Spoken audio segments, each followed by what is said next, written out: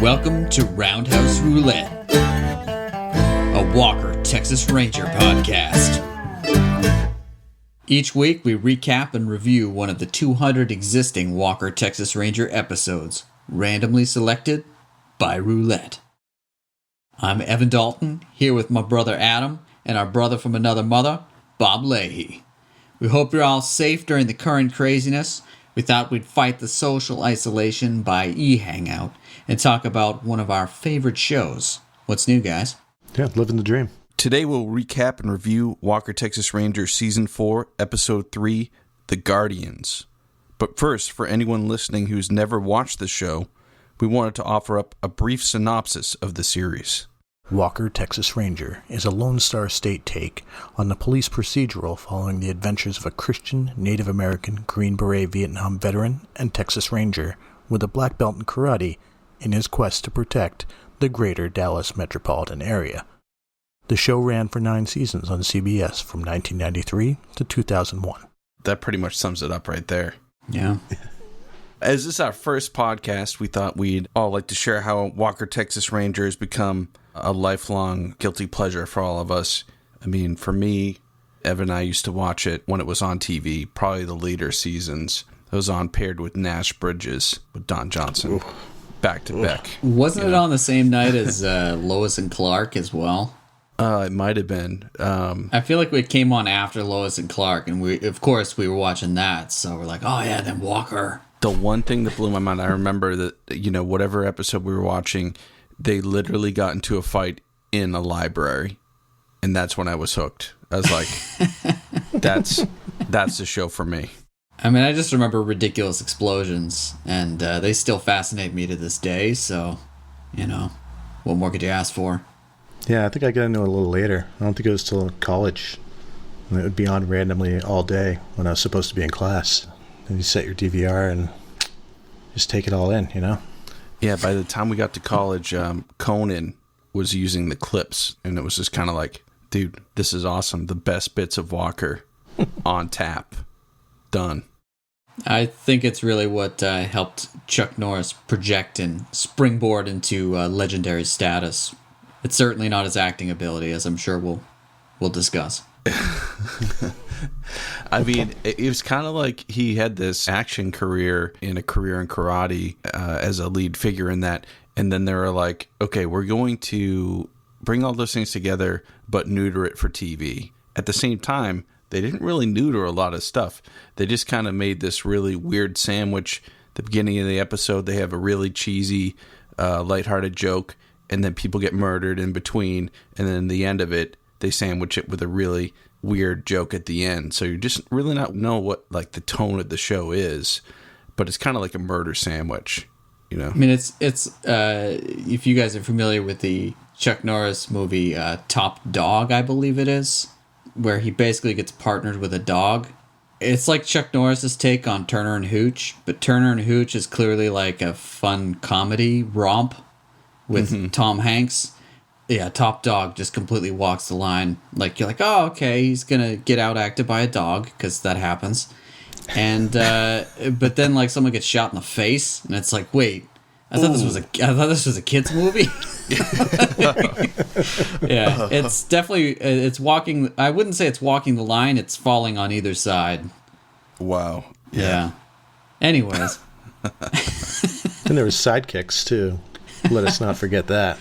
Well, of course. So for those of you who are watching along at home, or if you don't want a 25-year-old television show spoiled, I would suggest hitting pause and watching this Season 4, Episode 3, The Guardians, which appears on the 3rd season DVD box set, which you can get at your nearest Goodwill, and then come back to us.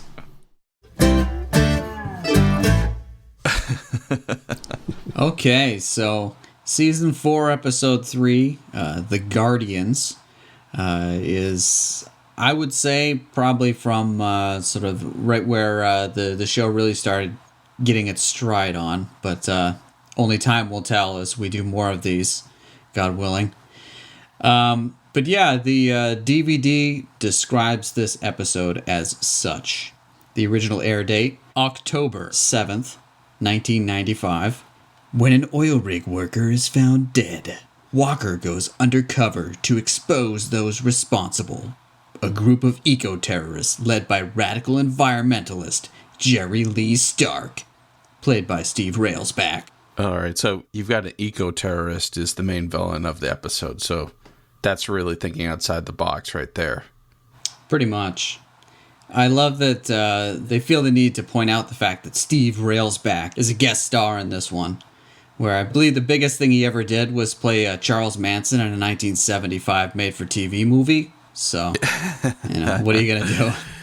I think you could then argue that this is probably bigger than that, so this is the biggest thing he ever did.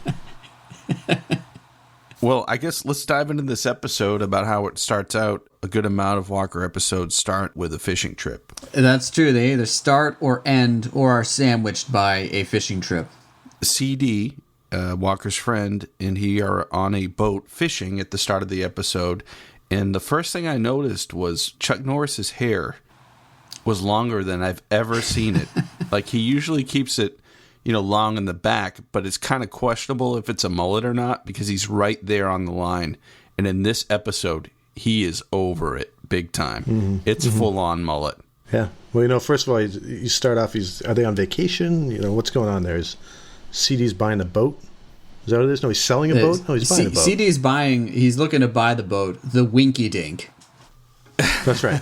Which is a POS, the POS Winky Dink, which is a fishing vessel based out of Galveston, Texas, because, destination number one for Texans. Well, he's retired. He can do what he wants. CD is, yeah. Yeah. Well, at least retired from the Rangers. He does operate a drinking establishment as well, but, That's true. This is what he does on his vacation time. But he just happens to be there, right? They're there for different reasons, and then all of a sudden... Yeah, all of a sudden... Wouldn't you know it? Walker actually had some luck with the old fishing reel. He had some trouble getting it in, and you're like, man, he's also good at fishing, too? I was just waiting for him to bring in, like, a marlin or something like that. And instead he brings in a dead body. It's true. I kind of wasn't expecting that. I was not. It's a bit of a grim beginning. Most of you don't actually. I can't recall seeing like a dead body in a Walker Texas Ranger episode. It was a little weird. Edgy. It was edgy. So edgy. I guess so. They decide, we probably should do something about this body. I mean, we're just trying to have a good time on vacation, but report it to authorities or whatever.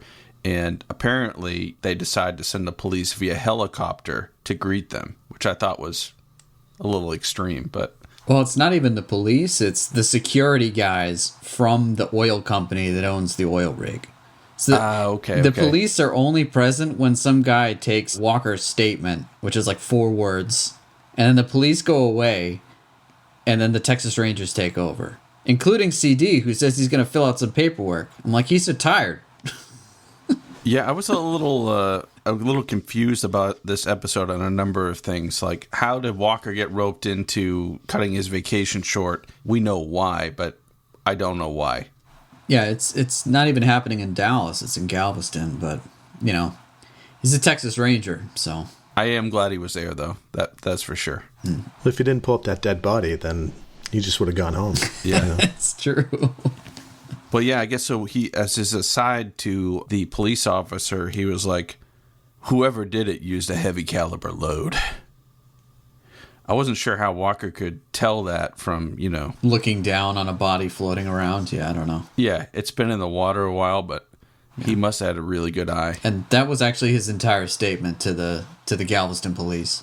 And then Walker's got it from there on out. Well, then the security guys from Mantis come over, and the boat captain, for some reason, knows both of them by name. And in a little bit of exhibition, he's like, oh, yeah, that's so-and-so with Mantis Oil, and that's so-and-so. He worked for the Coast Guard, and blah. But then those guys come over, and they just talk at Walker, and there's no introduction or anything. Yeah, it's pretty odd. So he has to go find this guy, Kyle Wheeler, at a bar called The Poop Deck.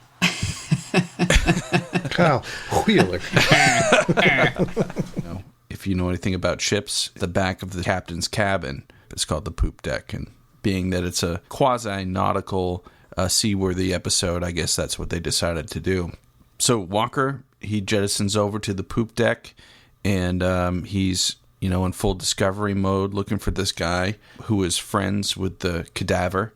And he goes up to the bar and does something he doesn't usually do. He orders a beer. And we were just talking about this the other day.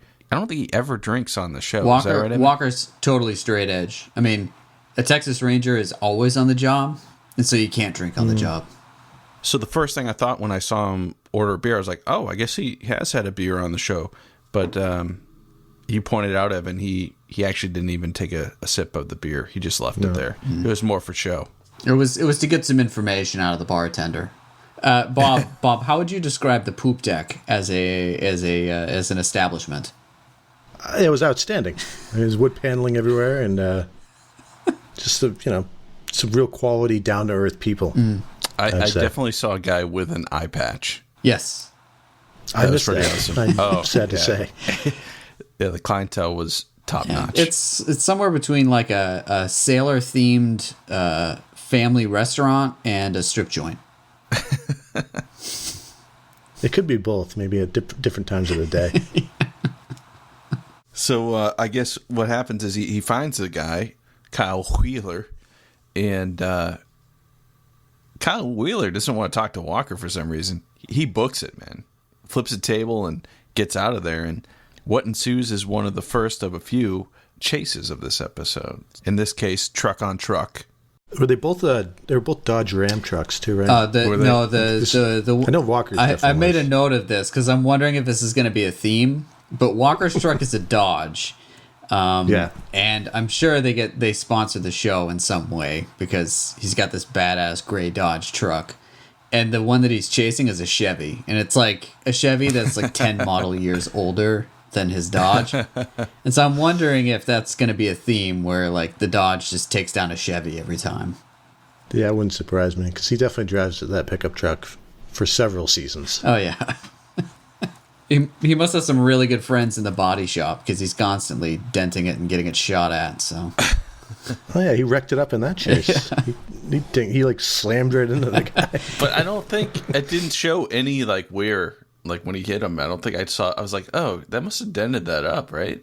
I don't really see very much of any damage to it. I mean, it's the Texas equivalent of the Batmobile. I mean, instead of black, you can't have a black vehicle in Texas because that's ridiculous. It would get super hot, so it's gray, and it's indestructible and bulletproof.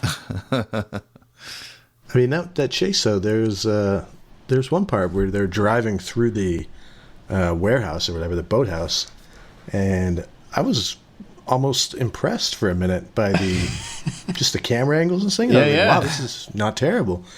And then of course everything goes down and he crashes there, whatever, and however it ends. My favorite part was that the entire chase was mid-sentence.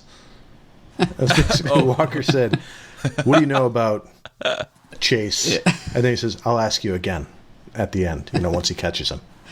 So I just thought that was tasteful. It was a pretty sweet car chase. I mean, all things considered, I mean, they drive through a warehouse. The bad guy he runs through a plywood fish shack and then hits a dude. The dude flips over his dashboard, and then Walker forces him to like into some shipping containers, and the thing goes flying. Also note that right as you see the Chevy truck that he had just chased into a pile of rubble, sitting there steaming, a barrel rolls down that clearly says on it, "Recycle." I did notice that. Why would they have the recycle? It's like the Ninja Turtles. At the end of their episodes, they told you to recycle. Walker's doing that too. He's doing his part. I was looking for like the point of watching this episode, like, moral values or anything. That might have been it right there. All I tried to pack in was, oh yeah, you should probably recycle. All right, let's get back to this car chase. Yeah, sweet car chase. And what information did he get out of him, if any? Pretty much nothing. Okay, so from my understanding, he then calls up Trevette, his sidekick, right? Who's not there with him on vacation. He's actually had to go into the office and work. And Trevette is at the computer where he usually is, a 1995 computer with a lot of horsepower, because he's able to actually pull up the information Walker's asking for in the course of a 15-second phone call. Yeah, that's pretty impressive. Yeah. And over which Walker berates Trevette for his investing. Essentially, Trevette was a little dismayed that the company that Walker's investigating, Mantis Oil, may not be a good investment, and he had some stocks that he was a little worried about. And Walker pretty much laughed about it, saying, like, why would you invest? You're so stupid. And Trevette's like, do you think I should change my stocks? And he was like, how would I know? All I could, inference from that was that Walker probably keeps cash under his mattress. Oh, it sounded like Trevette had invested for the both of them. Yeah, it did. He did say us. Yeah. Could have been the pension, He's in charge of the Texas Ranger pension. But I do agree that Walker's savings plan is probably just burying gold in jars out back on his ranch. I didn't really understand the point of that whole interaction, but I felt bad for Trevette. That's all I'm going to say. He really dressed him down about his investing skills. It's true. Did Trevette throw a punch in this episode? He didn't do anything, did he? No, he did. He was just in the office the whole time. Well, he makes it up in the end. He does show up in the end. He gets on a boat. That's about it. Oh, that's right. Yeah, but yeah. So I guess he got Trevette looking up some guys, and I think that's where he gets the lead villain's name for the first time, Jerry Lee Stark. And they pretty much tell him, yeah, he's bad news, and he's a eco-terrorist. And what they decide to do is go meet with a liberal environmentalist to get some intel on this extreme liberal environmentalist. I don't know if they were trying to make a point there, but they essentially were kind of like, yeah, this lady's really, really liberal about the environment, and even she thinks this guy's nuts. It's true. I mean, pump the brakes. Not all of us are gonna write poetry on the wall of the headmaster's office in blood like Jerry Lee Stark did. But I guess that's what environmentalists do. Like, why would he write poetry on the wall in blood if he's an environmentalist? It makes no sense. I still don't, even after watching this episode and going over it, I don't really get his whole point of what he does, but yeah, well, we can get into their plot in a minute. I think it's completely ridiculous, but yeah. So he meets with the liberals. He finds out, oh, this guy's bad news. It's time for me to go undercover. So they set up Walker as an undercover oil rig worker. And one of the guys there was kind of questioning Walker's credentials to Walker's friend CD. And CD, he mentions that Walker actually worked on an oil rig after he got out of the service, which I was kind of impressed by. Of course he did. Of course he did. I'm just picturing, he gets out of the Vietnam War and he decides to, go work on an oil rig because it's simpler there. And he just contemplates his next move, which is becoming a karate master and then joining the Texas Rangers. That's kind of the chronology I had going on. So you think that's it? It just gets back from the war, goes immediately, works on a offshore oil rig, and then Texas Ranger. You don't think there's anything else in there? Because I bet you we're going to find a few other things in the course of this. What if it was an oil rig off the coast of Japan? All right. Yeah. I think we got ourselves an origin story here. Well, maybe they'll fill it in. We'll see. I don't recall anything like that, but I was pretty impressed to know that he worked on that and that he would be able to easily and seamlessly fool the other people working on the oil rig that he knew what was going on. Because if I was put on an oil rig, I would die instantaneously. So I was pretty impressed by that. Oh, I forgot to mention also, right as the car chase commences, another little moral here, Walker buckles up. Oh, yeah, I did. Yeah. I did make note of that, too. I saw that, too. Yeah. He, jumps in the car and then they make it a point to show him. And the other guy didn't buckle up. No. Of course he was okay. He was fine. he was the bad guy. When I see that, though, I immediately think, okay, they're going to get in a wreck, and the guy's going to get thrown through the windshield, the bad guy. Yeah. All because he didn't buckle up. But no, it was just a subtle reminder Good versus that bad. Walker wears a seatbelt. Yeah.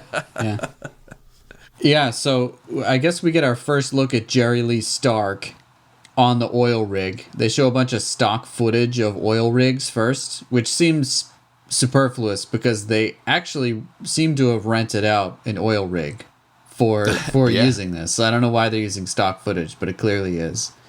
And we see Jerry Lee Stark with Donnie, his disciple, who's his strong man. And he has this really weird, unsettling, like pseudo-religious conversation with Donnie. And it's very strange. If you listen to what he's saying, it makes no sense. Well, Donnie also, he is like the quintessential Walker villain. I think he has bad complexion, he's overweight, and has the nastiest curled mullet I've ever seen in my life. He looks like Kenny Powers. Yeah, he could have been maybe a defenseman or a tough guy on a hockey team in the 80s. But pretty much I think that was just to say, oh, this is my second in command, Donnie. And I guess they're basically like sleeper agents on this oil rig. And eventually they're going to bring the whole thing down and then bring society crashing down. And then they'll join the Garden of Eden. Yeah, there was mention of going to heaven and all this stuff. And I didn't know it was as easy as taking down an oil rig, you know? Well, I think the most ridiculous point here is that they basically bring in a dude who's just going to blow up the oil rig. And, you know, I'm no expert here, but when oil rigs blow up, they spew a lot of oil into the ocean. I think that happened with the Deepwater Horizon spill, and that was one of the biggest ecological disasters ever. So really not a good way to get to the Garden of Eden there, buddy. Oh, wait, so at the same time, so he really is an eco-terrorist because he's kind of like, he's not doing it. This is my confusion because I kind of got the way they presented it was that he was actually thinking he was saving the planet. Yes. Yeah. When in actuality, he wasn't. But if you blow up one oil rig, then the oil companies will all stop drilling for oil because they don't want to get blown up, right? So it'll just cease oil production. See, globally, now you're right? just making excuses for him. I think you're just as bad as Jerry Lee Stark. How dare you? You better stop those oil companies from suckling at Mother Nature's teat. Yeah, I mean, I don't know. But the best thing about Walker, though, is you just let it fly and you just go with it. And they were going to blow that oil rig up. Yeah, I mean, anytime they try to give a bad guy some form of purpose, it's always half-hearted anyways, because most of the people watching don't care about the motives. They just see the dude and they're like, yeah, he's a bad guy. Like, you can even just tell by looking at most of the bad guys on Walker that they're just bad guys. That combined with the CD music that plays whenever he's around, and like, okay, he's a bad guy. He needs a roundhouse kick to the face. Well, so I think the next thing is Walker is kind of like the fish. They're integrating into the fish tank, and they have him in the plastic bag, and they're acclimating him to the temperature and showing him and introducing him to all the people on the ship and showing them where the punch clock is and, hey, this is where you go in an emergency, that kind of thing, and this is where you're going to be working. And then they let him out of the bag. And that's when this episode gets rolling. It does. So Walker somehow stumbles upon an impromptu meeting of these people, and the Guardians, they don't meet in secrecy. They meet Look at a stairwell. on a stairwell right in the open and discuss all of their plans. And right at the end of their thing, Walker just sort of slowly walks up the stairwell next to them, and Donnie, the tough guy, goes, "You lost or something?" Oh, man. And they disband. It's pretty good. And short thereafter, I think Walker, he does one of the things that I was most impressed by. It's essentially a DIY gum wrapper fingerprint collection technique. Which I tried looking up. I don't think that's a thing. So he sees a guy wheeling this barrel of chemicals that looks like it might be able to be used for explosions. And I don't know why he inferred that the fingerprints he needed would be on that particular vat of explosive, but he deemed it necessary, so I trust him, and he took out a piece of gum from his pocket, discarded the gum, took the foil gum wrapper and put it on the top of the vat of chemicals, and then put it back in his pocket. And later we find out that he sent it off to the police to be tested for fingerprints. Now, the oils from your finger, right? That's what fingerprint techniques take up. I don't trust that the oil from your finger will retain its image when pressed down to a dusty gum wrapper and then folded and put back in your pocket. Yeah, the pocket part is the dusty part. I think that's the only thing that I could say makes it remotely believable. Gotcha. Like gum wrappers have that stuff in there, so you want that.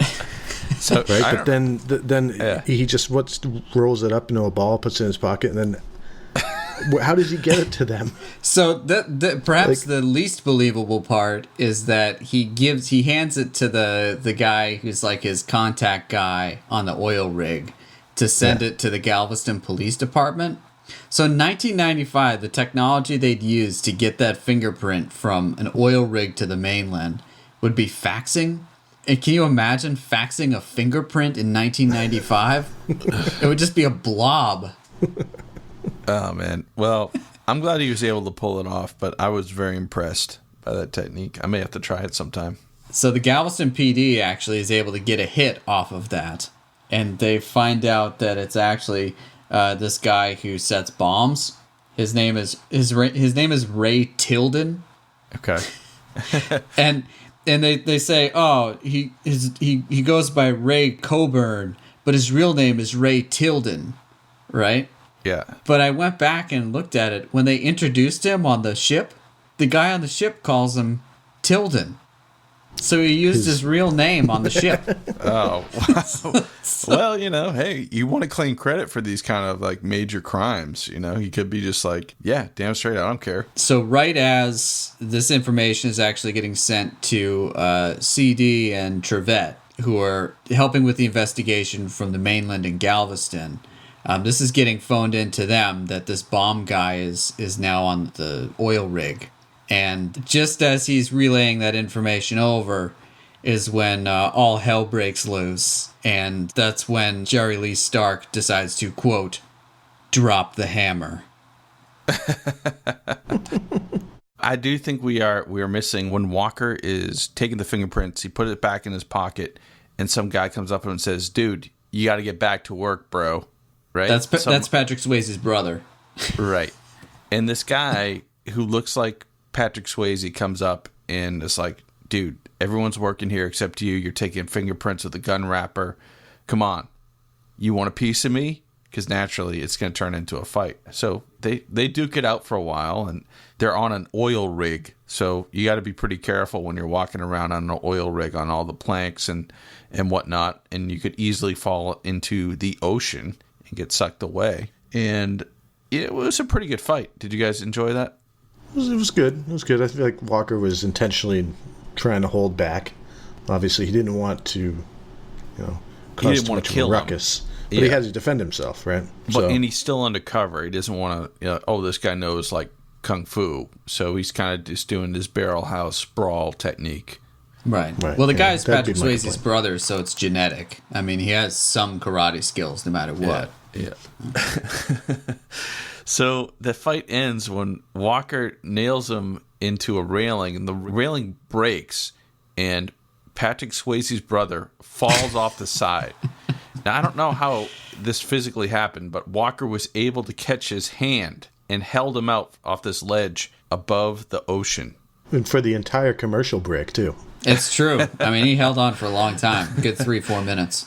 And then when he said, I'm going to swing you up, I was like, how is this physically possible? He's going to swing him up. He's holding him by his leg. It's ridiculous. And so they are able to swing Patrick Swayze's brother up to the nearby stairwell where he's able to grab on and pull himself up. And Walker saved his life, even though the guy was trying to make Walker actually work for once.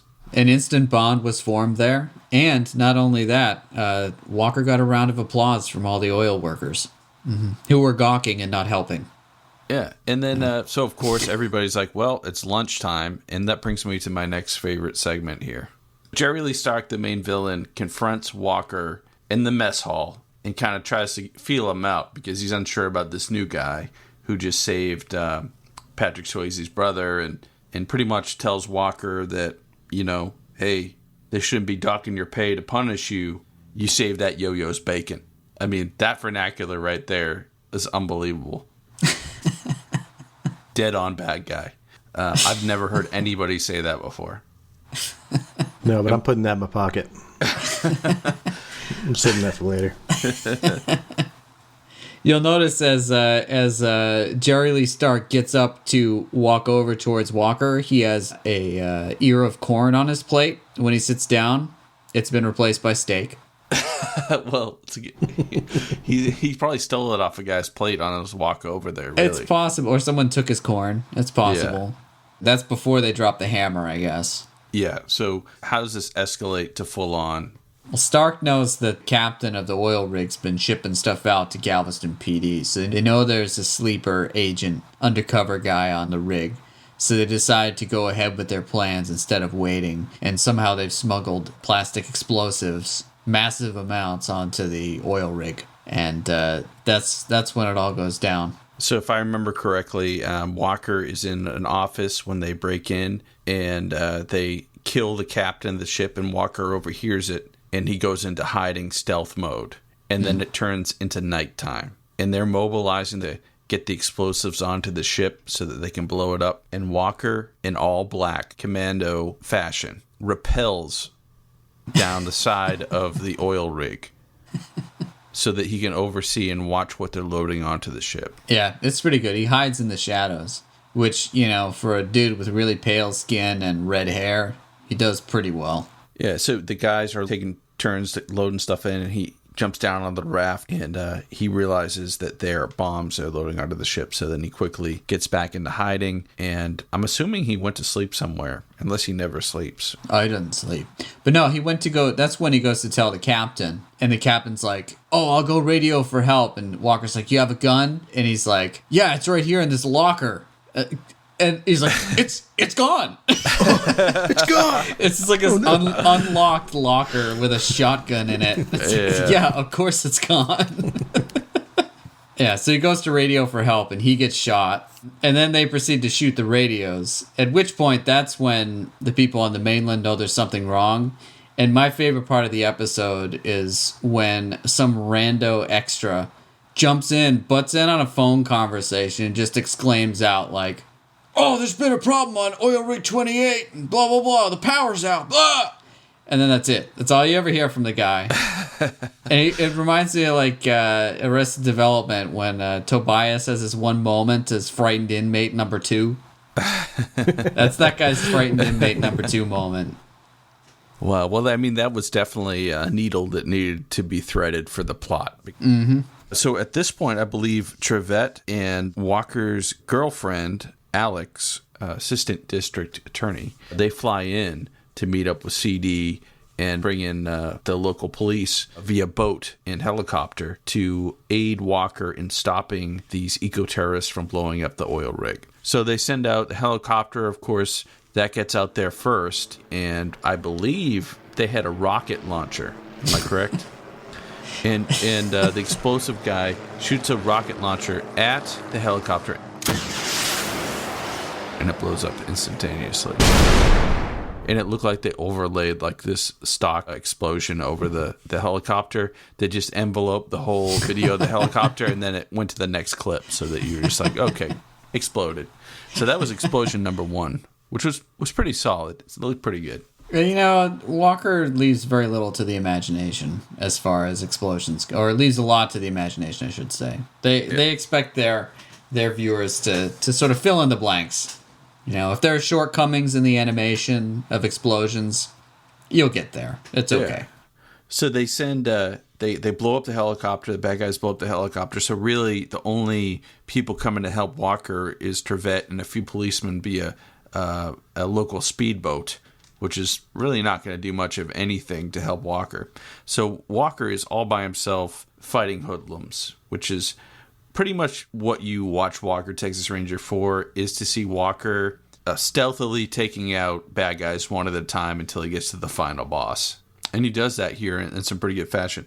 At one point, he is cornered, and it looks like he's about to get shot. And he actually gets rescued by Patrick Swayze's brother, who nails a guy in the head with a lead pipe. Yeah, the yo-yo, he just came out and... The guy who picked a fight with Walker, who Walker saved his life, later came back at the end of the episode to rescue him from potentially being shot. And Walker's like, thanks. And he said, oh yeah, luckily I was in the bathroom. They didn't know I was in there. So the guy was taking a shit and able to save Walker. Do you think he washed his hands? Sometimes you're just lucky like that, you know. So Walker proceeds to take guys out one at a time. You pick up the walkie-talkie and intimidates the main bad guy, all that stuff. I believe at one point, one of the bad guys says, he's only one man. Oh, yeah. Jerry Lee Stark says that. You know, you love it when they say that, because that's when they're just starting to get scared. Like, he's just one man. That's rule number one. In any endeavor, never underestimate the power of Walker. Yeah, I mean, and it's his TV show, you know. You don't say that. I mean, if it was the Jerry Lee Stark show, that's a different story, but it's Walker, Texas Ranger, okay? Don't underestimate him. So yeah, Walker in systematic fashion takes out the entire gang and then intimidates the leader over their radios. When he says, "Who is this?" he then says very clearly, "I'm Walker, Texas Ranger." That's enough to put the fear of God into Jerry Lee Stark, and that's saying something because he was expecting to meet God in the Garden of Eden when I guess he blew up with the oil rig. But Stark actually sets several of the explosives timers off, and then jumps in a boat headed for freedom. And so the oil rig is set to explode in about 5 minutes from multiple charges. Now, I was surprised that they kept all the charges all in one location. Like, they didn't spread the charges out. They had, like, 5 charges all within, like, 8 feet of each other. And Walker was able to easily grab all of these charges, dismount them from wherever they were lodged. It looked like they might have been held up there with, like, putty or something. Put them in a duffel bag, and then put them into a raft that would just conveniently be right next to where they left all these charges, kick the raft, and send the raft shooting via motor off into the ocean. Yeah. I mean, that's a classic strategy for defusing bombs. Get all the bombs, throw them in a raft, send the raft hurtling into the middle of the ocean to explode. And yeah. Walker, that's how he did it. I wasn't sure how he would be able to save the oil rig, but he did. So the next order of business for him, being that he didn't have a raft, was to try to find a way to catch up with Jerry Lee Stark, who had stolen that speedboat. So the next natural thing for him to do was find a nearby jet ski and go after Jerry Lee Stark. Which was like 10 feet away, by the way. It was right there. It was ready for him, yeah. It's called a tiger shark jet ski. That's what it was. Oh, that's the name of it? I didn't catch that. Now, coming up here this is something we've talked about before, where this is what I'd like to term I'd like to call vehicular transference. And this is something that happens on Walker a lot. He'll be on one medium of transportation, and in an attempt to get a bad guy, he goes to another medium of transportation. So he does like a jet ski chasing the bad guy on a speedboat, and he catches up with him, and then he jumps on the speedboat. So he goes from jet ski to speedboat, and then he gets his guy. Now, I was expecting kind of at least a fight on the speedboat, but it was over pretty quick. Bob, do you want to take the play-by-play on this next? Yeah, so it was like many of these vehicular transfers, or whatever we're calling them. It wasn't very graceful. Yeah. Transference, I'm sorry. It wasn't very graceful. It was, in fact, pretty, I don't want to say disappointing, but maybe a little. It often includes a lot of really uncomfortable eye contact, too. Yeah, this was, he got right up next to him. There's lots of eye contact. He gets, right there, and he basically jumps onto the boat, and the guy does nothing to try to stop him. He's just got his hands 10 and 2. You'd assume he'd have a gun, too. I thought he'd be shooting at Walker, but nothing. You just watched it happen. Yeah, he just waits for him. So he gets him in a sleeper hold. This is fantastic. He gets him in a sleeper hold, and clearly the guy goes out, and he kind of falls down. It's like, okay, he's unconscious. Walker waits maybe a half a second, snaps his neck. It sounded like totally right? Unnecessary. That Foley but the sound effect sounded was, like it. It sounded like he cracked his neck. Yeah. No, the sound effect was like when you have a cartoon dog that takes a bite out of a bone. It was like Yes. Oh man. Yeah, so that pretty much concluded the main part of the episode. So, as I mentioned, they always sandwich these episodes with a uplifting joke at the beginning and a joke at the end. So everyone's celebrating the big win on the boat that CD bought. The Winky Dink. And a bunch of local bikini models are driving by, and they're trying to tell CD something, and he's like, oh, they're just saying hi. They're just saying hi. Well, apparently the boat was leaking and was going to sink.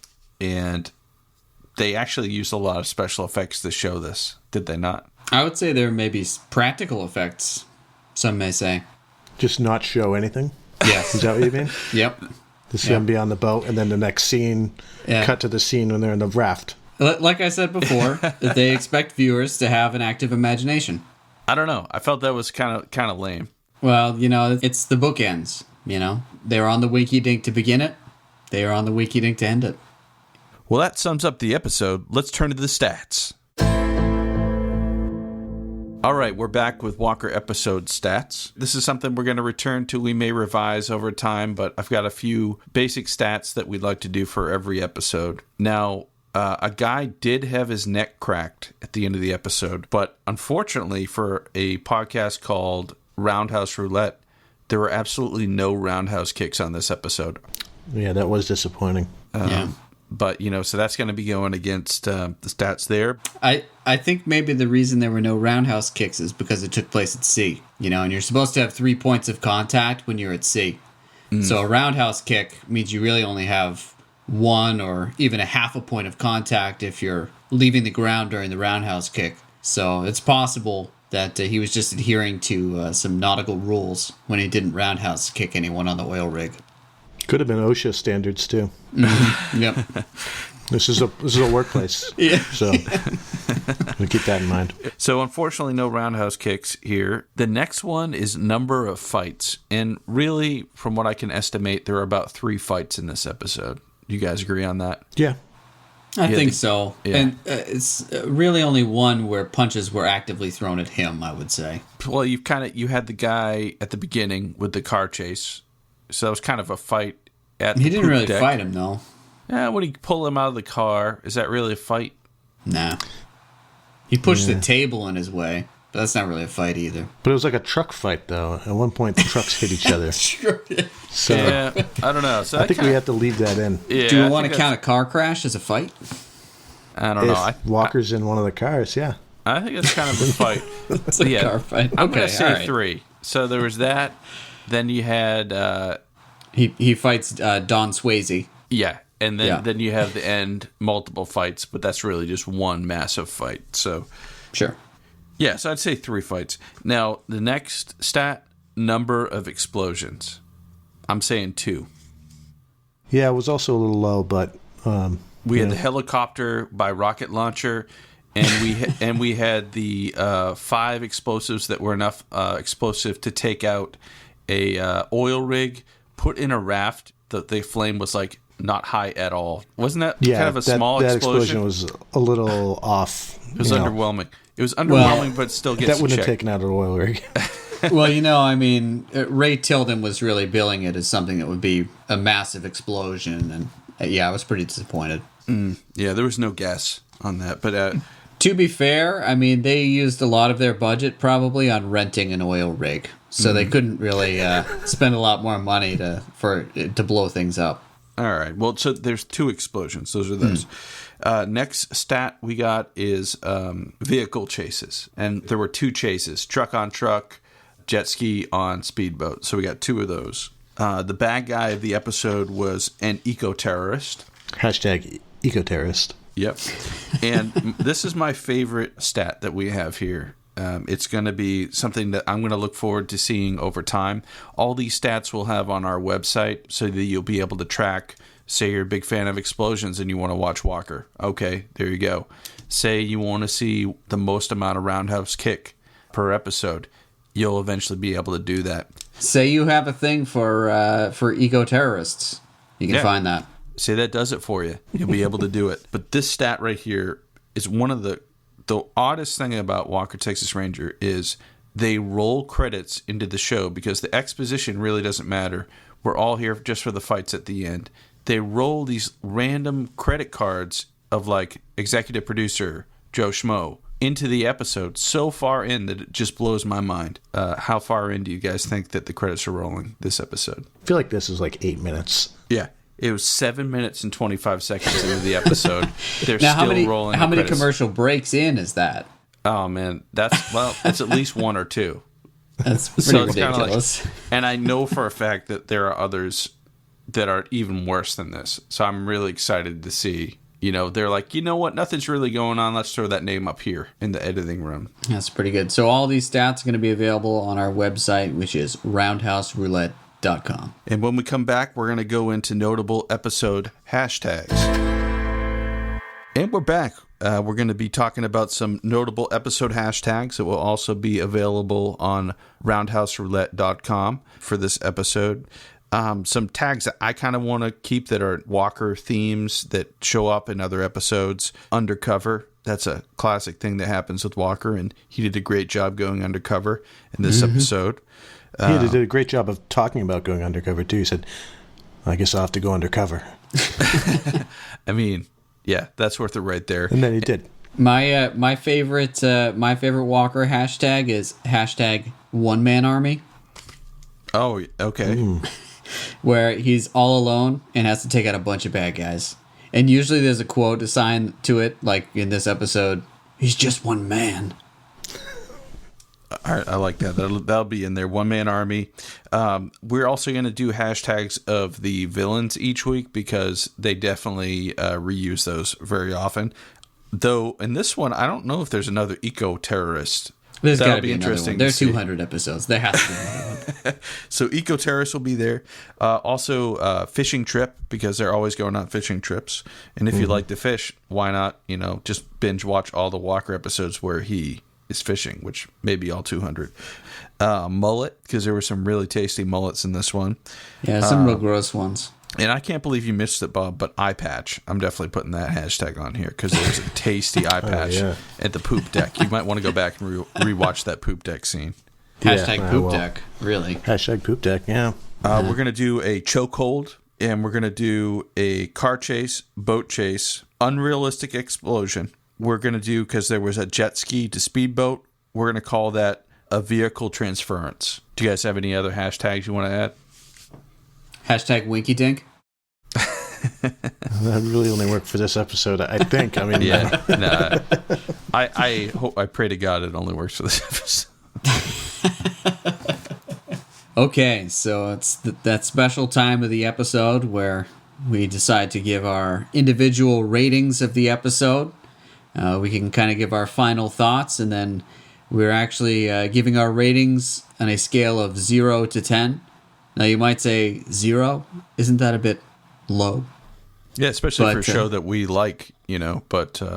It's true. But as with anything that you enjoy, there are often things that come up so far below the scale of acceptable that you might just have to give it a 0. Now, from where I stand, this episode I think was pretty awesome. It had a little bit of everything that I like in a Walker episode. As I said before, the one-man army aspect of Walker is probably my favorite aspect of any of these episodes. So we had that. We had him taking himself way too seriously as an undercover agent. We had a ridiculous view into the world of oil rigs. And also a villain that was completely over the top and made no sense. I would actually, I'm hesitant to do so because it's our first episode, but I would probably give this, we're not doing decimal points, and I'd probably give this maybe an 8. I'm feeling pretty high on the episode. All right. Oh, yeah. All right. So I agree that it was good. I don't know about 8 good, but it was good. I found myself slapping my knees during many one-liners. And I thought the episode moved well, right? So the flow was good. We didn't get too bogged down in any of the details. Yeah. It kept moving, right? And at the end of the 40-some-odd minutes, I felt like my time was well spent. Yeah. But it did lack in some other areas, so I think I'd have to settle on a 6. All right. 6 roundhouse kicks. The main thing that was missing for me was just something so outlandish that I was dying laughing. And that didn't happen in this episode for me. There was some really classic parts and some ridiculous fighting and chases and DIY investigative techniques. The way I think about it is, hey, if I'm going to recommend an episode to somebody to check out as their first episode, would this be it? Probably not. But it wouldn't be a bad first episode either. No, it wouldn't. It hits a lot of the marks. I guess I'll split the difference. I'm going to go 7. All right, so that is a grand total of 21 boots to the face out of a possible 30. Not bad. I think we can all agree that Guardians had a lot to offer, but let us know what you think on social media or by emailing us at roundhouseroulette@gmail.com.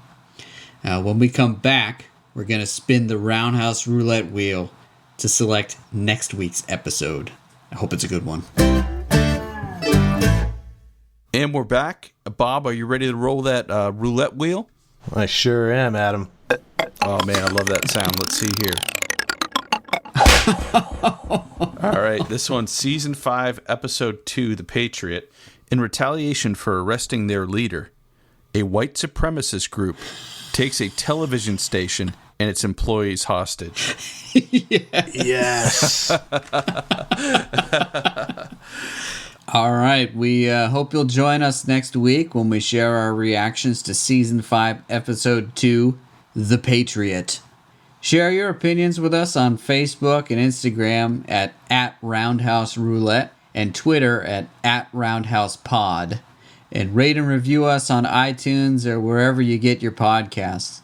Quite frankly, I'd be amazed if you listened to this all the way through, but good on you. Until next week. May the eyes of the Ranger be upon you. When you're in Texas, look behind you. Oh, 'cause that's where the Ranger's gonna be.